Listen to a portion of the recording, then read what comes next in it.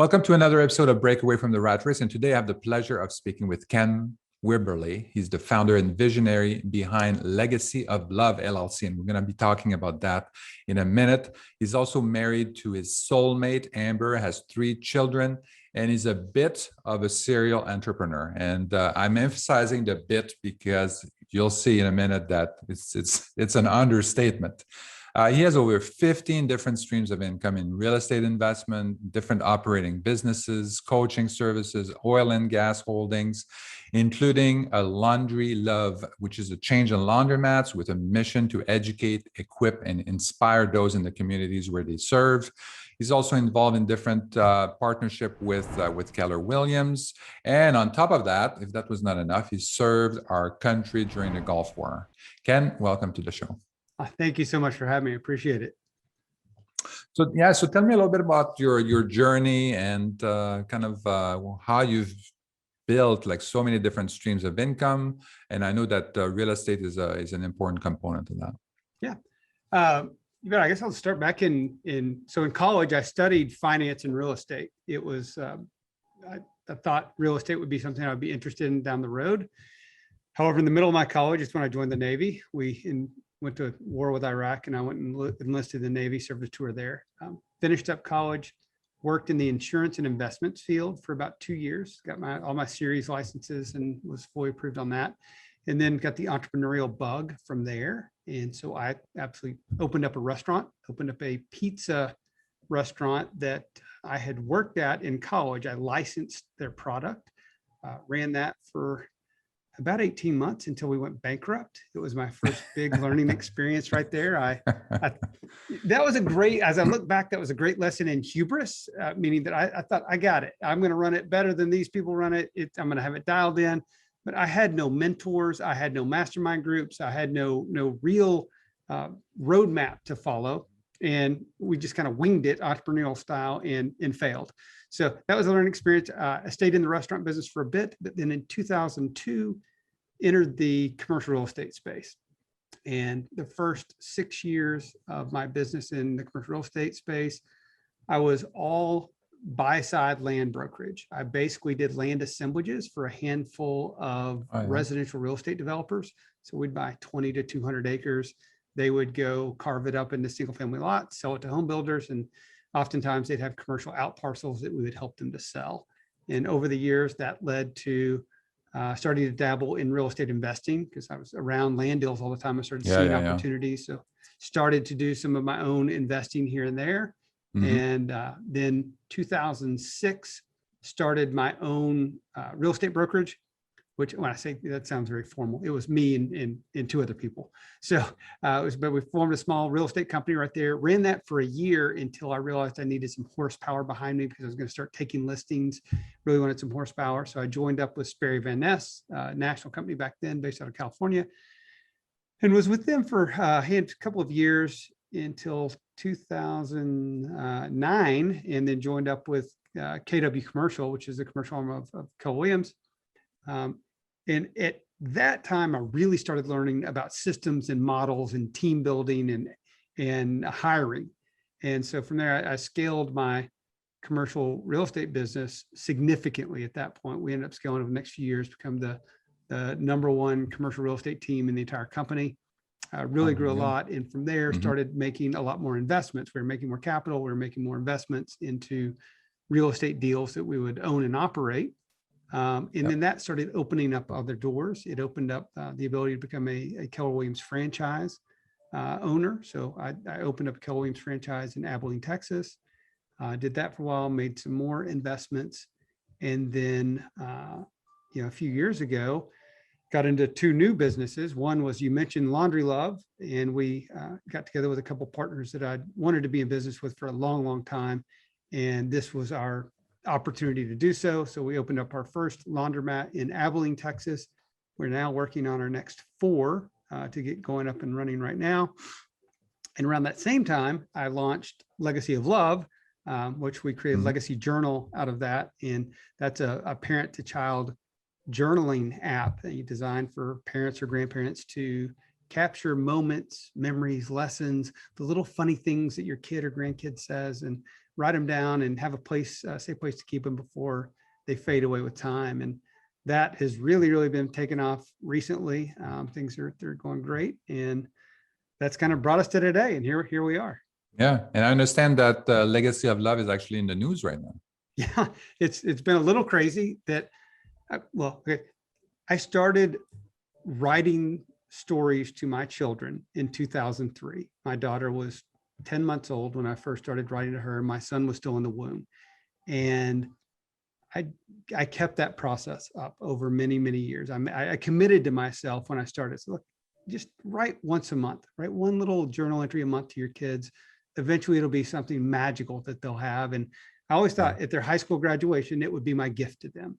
And that event, that process, I shared that with other parents. They started doing it. People started to encourage me to create a product that eventually led to what we have right now. But this past weekend, I gave my daughter her 18 years worth of journal entries, and it was beautiful. We recorded it and I put it up on social media, and it's gone a little viral.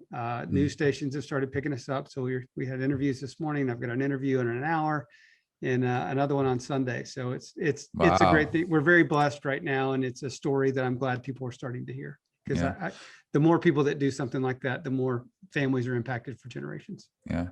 That's amazing. Just amazing. And the dedication as well over the years, 18 years, pretty much to constantly and consistently write up to your daughter. That's just phenomenal.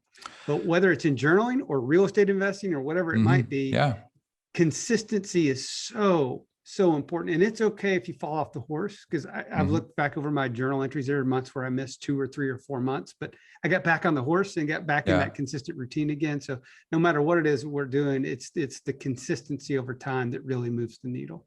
Yeah, exactly. So I think that's very important. And I think, if in real estate or in business, being consistent and continually doing what you're doing, staying on track and performing. And at the end, you're gonna have a massive impact, obviously, on your daughter right now.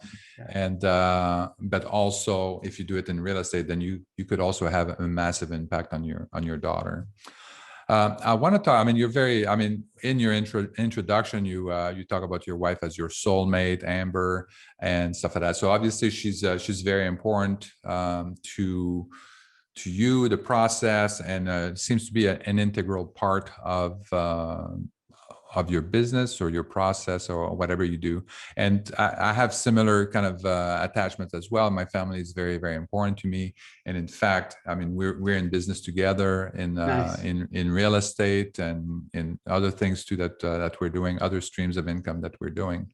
And so for me, it's very important. And my family is my 2 sons and my wife. They're my partner in crime, partner in everything that we do together. And I think this is very important, but it's also a little bit of a challenge because you're with them all the time, and now you're going to be with them even more all the time.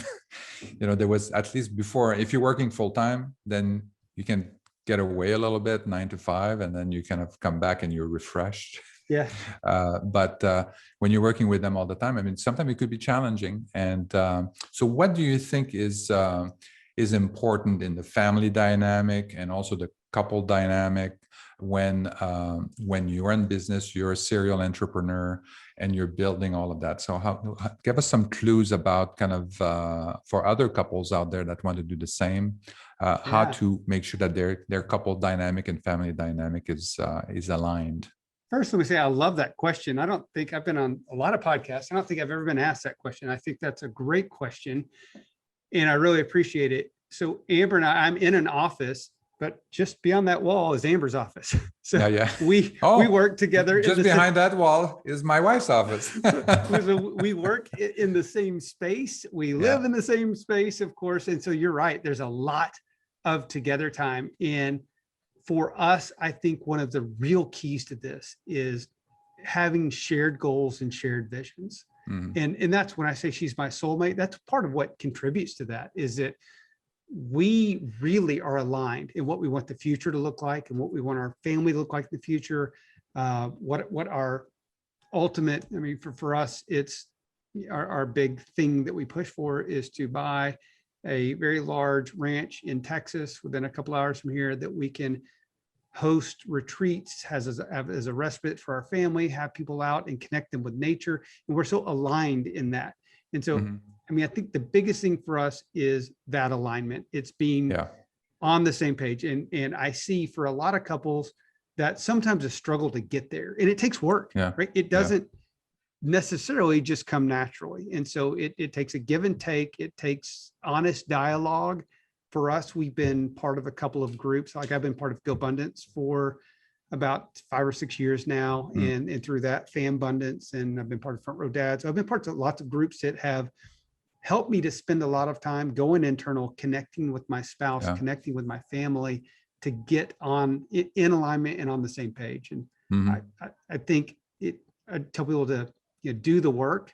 You got to dive in. And if you're just not there, you've got to dive in and do the work. And we've done some of that. Yeah. So I think dialogue is definitely important, but also when you're sharing your dream or you're trying to get aligned, that means that you have to compromise a little bit on both sides, right? So, I mean, we just came back from Mexico actually with my wife and I celebrating 30-year anniversary. Congratulations. And thank you. And then, but I mean, that's what we do. I mean, we talk about kind of, hey, this is what I want to do, that this is what I want to do. I want this. And then, and then the other person says, oh, no, I don't really feel like that because of this, because of that. And so you have to be willing to give a little bit. But so people are sometimes so anchored in their dream. This is my life's dream. I have to do this. This is my, so you have to decide, is your life's dream more important than your couple dream, your family dream? So a little bit of compromise, a little bit of adjustment could go a long way, but the first step is really dialogue and try to adjust. And realize that it's not just your dream, it's her dream as well. And those combined dreams come together to create the shared dream. And I think the more you dig in and do that, at least for us, the happier our lives have become. Yeah, I agree. So 15 streams of income. So this was all your wife, Amber, was on the board with that and to kind of build all that.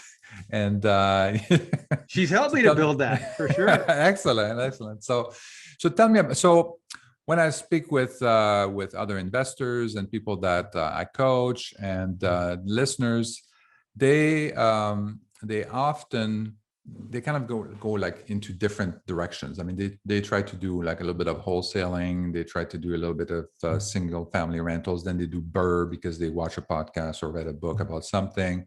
Then they want to do commercial because blah, blah, blah. And then they kind of go and switch to different things. And my recommendation is obviously to kind of pick a strategy that goes with your resources that you have, your time, the money, the skills that you have. Pick the right market and then implement that strategy and make sure that this is aligned with your goal. You and I are on the same page there. And so I had the great privilege of sitting through a full day, very small group mastermind with Jeff Hoffman a number of years ago. Jeff is just this incredible human being. He was the former founder of Priceline.com. He has had many different very successful career paths. He actually invented the airline kiosk where you go print out your tickets right there at the kiosk. Oh yeah. That keeps everyone from having to wait in line for so long, and like it used to have to do in the 70s and 80s there. Well, he invented that. That was his first major invention. But Jeff said something that was so poignant, and it really struck me, because he's had these, let's call it, he's got a dozen different careers, right? But all of Jeff's careers have been sequential. He's been all in on the one that he's in on, and all of his time, all of his effort, all of his resources are in that vein. And because of that, he's created these multiple very, very successful companies, versus to what you were saying a moment ago, someone's got their finger in 10 different pots right there, or they've got 10 different plates spinning. It's hard to keep everything going. And it's hard to be an expert in any one domain right there. Exactly. And so I will freely admit that looking back, I coach my son, and my son's, he's going to be a senior in high school next year. And he and I talk all the time. He works here with me. And I've been talking to him very much about that same concept. Like, I've had a reasonable amount of success. However, it could have been 3 or 4x that by now, maybe 10x that by now, if I would have stayed in one lane for longer before getting into some other things. And now, as I tend to get into things, just like getting in the laundromat, when I got in the laundromat business, I get in with 2 partners, and we had one of them was the operating partner. So my engagement in the laundromat is fairly minimal as far for what's required of my time in that. It's a great business. I help come up with a vision, get it all set up, and I have a once a week meeting with my partners. But I've got leverage in place to do that. Whereas in the past, I might have been the guy operating 2 or 3 businesses at one time. Or if you're investing in multiple asset classes, I mean, it's really hard to truly understand multiple asset classes without spending 5, 6, 7 years deep in that particular vein. Yeah. So a couple of things on that. I mean, definitely, once you have a way in real estate, there are so many ways to make money. I mean, you work at Keller Williams, you saw a ton of different ways, and you invest in real estate yourself. So there's tons of different ways. You can make money at wholesaling. You can make money at flipping. You can make money at commercial real estate, in medical buildings. You can make money in all these things. The question is that you have the time, the resources to do it yourself. You have the skills to do that. And then if once you find a path that works for you, that all these things are aligned and it's making money for you, then the next step is to scale it up, and then to kind of tweak it to maximize the return, and then kind of scale it up. And that's where people are kind of they're missing the point here. They do a couple of deals in something, and then they say, oh yeah, I think I can make a better return if I go and do something else.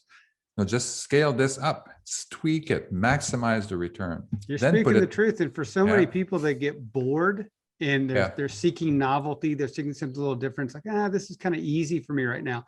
Well, and maybe it is somewhat easy, but to your point, then you go put systems in place and start to scale. And part of the systems, you put leverage in place, people leverage in place to execute on the system right there. Then you get all that in place, then go do something else right there. Exactly. Kind of put it on autopilot. So you kind of like build a team, and then slowly have an operator that's running it for you. And then you give them an opportunity, right? Your operator has an equity opportunity in this deal and make it a win-win for everyone. Then go step and do something else. Exactly. And the other thing too that I like is that, I mean, you focus on the people. Even the Laundry of Love, something that you mentioned earlier is, Laundry Luv, not Laundry of Love. Sorry about that. Laundry Luv is that you had identified, if I understood correctly, you had identified a couple of people that you knew that you wanted to do business with, and this came about and say, okay, now this is the time to do it. So this is very interesting. So your focus is more on the people and making sure that you find the talent, find the right person to lead something, and then you just sponsor behind. Yeah, that concept, there's like the talent bench, right? It's like I got a bench of talented people right there that, man, if there's an opportunity one day, we can get into business together. And both of those guys, one was a client of mine that I'd done real estate deals with, and we had become investment partners in a couple of deals as well. But we had never been partners in an operating business. And then the other was just someone I had immense respect for. I met him through Keller Williams. He was running a bunch of operations at KW at the time, and always wanted to get into business with this guy. And he was doing his own thing, but when the right opportunity came up, this is the one that the 3 of us may be able to do. And it's really worked out magical. Our 3 different skill sets have, I feel like we're the Wonder Twins that have kind of come together to really make something happen. Yeah. And then, so, I mean, we basically did the same thing. I mean, we started a business called Rocket Offer, which is a wholesaling company. And we have like two great guys that were actually friends of my son. And they just said, these are the right guy. I mean, we had watched them start business after business right out of college. And then we knew they were a hustler, and we knew and then we basically said, why don't you guys start a wholesaling business? We taught them how to do wholesaling, how to do real estate, help them set up the system and all of that. And then they're just taking off, and we're just doing the basically fund sponsor, do the back office and all that kind of stuff. But yeah, they're leading the charge, and they have like 12 employees right now. They're in like 5 different markets, and they're doing very well. Yeah, after 1 year, they started last year, and they're profitable, highly profitable, I would say, this year. And then we had another story, which is an investor of ours that was investing with us on the real estate side. And he asked for his money back, and we asked him why, and he said, "Oh well, I'm going to start a trucking business." I said, "Trucking business? Okay, tell us more about that." And then because we really liked the guy, he was like also kind of a hustler and all of that, and so we started like in June. We started the trucking business called Shockwave Trucking. And we already bought we have like 4 or 5 trucks right now. Yeah. And they're just like, these 2 guys, they're just like super hustler. Oh my goodness, it's unbelievable.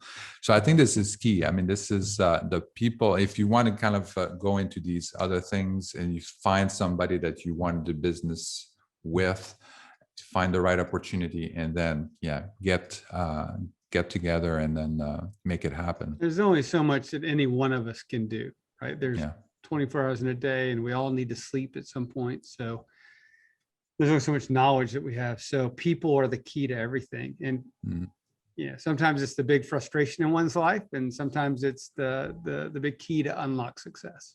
Yeah. And the other thing too is that I wanted them to focus on the business. So the people at Rocket Offer, I mean, both of them were working in other companies and stuff like that. And they were kind of like working in the evening and in the weekend, like I have done for many, many years to get business off the ground. But it's extremely difficult to do that. And we just said, hey, why don't we just pay for your salary, and then you just work full time on that. And so we invested like basically a year or so of salary to kind of get them off the 9 to 5 to focus on that. And we did the same with the trucking company. That guy was working in a distribution center as a director of the distribution and stuff like that. And we just said, hey, why don't you quit your job? And that was a tough decision. Imagine you have a full-time job, and then somebody comes along and say, hey, what about if we guarantee your salary, and then you quit your job? Would you do that? I said, yeah. And then he quit like 3 days later. If someone doesn't want to do that, then it might not be the right person for you. Yeah. Oh my God. So the people is very important, having a strong talent bench. Because you're going to need it also when you're scaling up. And as you're scaling up, then you're going to see more and more talent that is going to be joining in. So what are some of the criteria that you see for these people? How do you recognize someone that is talented and that you want to work with? What are some of these criteria? The qualities that I'm looking for is really learning based. So someone that's always, if someone's thinks they have it all figured out and they've got it, they're not the person that I want to be in business with. So they're learning based. They're seeking to improve themselves. They are, there's someone outside doing some lawn work. So learning based, seeking to improve themselves. They're go-getters. They're self-starters, right? Mm-hmm. Like you said, the hustlers that you've come in touch with right there. So you kind of give them an objective or a goal, and they go figure out how to get there. You don't have to map out every single piece for them right there. They kind of wake up, fired up, ready to go and seize the day right there. And also for me, it's important that they kind of have a heart of service. They want to give back to others. If they're just all about me, that's a problem for me too. With my partners in Laundry Luv, I mean, check us out, laundryluv.com. But it's all about service. We're mission based on there. So it's very important for me and the people I affiliate with to win big and help others. Both. So there's a handful of qualities I'm looking for. Yeah, exactly. And for us too, like we feel that that's very important. We actually started a foundation this year. So to help people in the community where we invest We want to improve the communities and the people that live there. So Nice. that's our goal there. So tell us more about Laundry Luv and so the mission is obviously to educate and equip people and inspire them, inspire communities. So tell us more about that. Yeah, with Laundry Luv, we want it to be ultimately we want to be the Chick-fil-A of laundromats. And what I mean by that is, I don't know if you ever have This little kids. This is very controversial. So if you ever have little kids and you drive them by Chick-fil-A, they're like, I want to go to Chick-fil-A. I want to go to Chick-fil-A. And we want families, when they drive by a Laundry Luv, to have that same kind of reaction. I want the children to say, I want to go to Laundry Luv, because at Laundry Luv, we've got a dedicated reading center for children. We've got a children's play area in there with games and Connect Four and Tic-Tac-Toe. We've got a TV up playing Disney movies for them. It's kind of comfortable on the ground. We've got little couches for them to sit and comfortable little flooring on there. In our laundromats, they're large, they're spacious. We've got like 7 TVs up to our laundromat, and all of them play what we call programmatic content, meaning there is no daytime TV, there's no news, there's no junk that's on our TVs. It's either there's a sports channel up, there's DIY network, home improvement type stuff, there is a discovery type programs like that, things that are all about mind improvement on their kind of programmatic content. We have a fully staffed location there just to be helpful. Like a lot of our customers are lower income customers, and oftentimes they're not treated with a great deal of respect. And we train our staff to treat everyone that walks in that door with a great deal of respect. We train them to come out to their car and help them carry in their laundry, help them carry it back to their car, help them figure out how to use the machines, do everything we can to just treat them with respect. And guess what? It works. They keep coming back over and over and over again. They love coming in because they feel like they're welcomed, like it's a second home, and that's what we want it to be like. Yes, that's a good idea. Like having a reading area, something comfortable where people can, otherwise, all the laundromat. I haven't been to too many laundromats, but a lot of the laundromats I've seen is just like, it's for the laundry, and then that's it, and folding clothes, and then that's it, and then it's get out. When we studied the uncomfortable industry, as possible. When we studied the industry, I often saw that there'd be parents and the kids would be just bored and kind of running over, opening and closing machines, and was like, we want to do something different. And so this is our version of that, and so far it's been really well received. No, that's very nice. Very nice. So tell us a little bit more about actually, as we are about to kind of like wrap it up here, anything else that you want to mention, you want to talk about? No, I mean, I guess if we're going to wrap stuff up, I would encourage people, you talked about staying in the lane and really learning something. I encourage you, pour into yourself with education. I'm a big fan of the CCIM education for commercial real estate. If you want to go on that, on the commercial real estate side, there's so many great ways to learn. As I don't know who was the guy that had the quote, but you don't let schooling get in the way of a great education, I believe is what it is. Books, you look behind me, here's the top books I'm reading. Books are a huge source of learning as people, and be a source of value for folks. That's, I think, to what I owe the most success in my life to, is just figuring out how I can help other people, regardless of the impact it has on me. In fact, most things I do for other people, there's nothing that comes back to help me on that at all, except for the warmth I get from helping someone else. And the more I can figure out to help other people, all of a sudden the universe starts rewarding you for your behavior. And that sentiment has been around for centuries. Right. It's been around for centuries, yet so many people today don't understand that. And as in the last 15 years, as I've really come to understand that and make it my reality in the world, my life has gotten bigger and bigger and bigger. Oh, well, very nice. On that note, Ken, where can people reach out to you if they want to contact you? Yeah, please.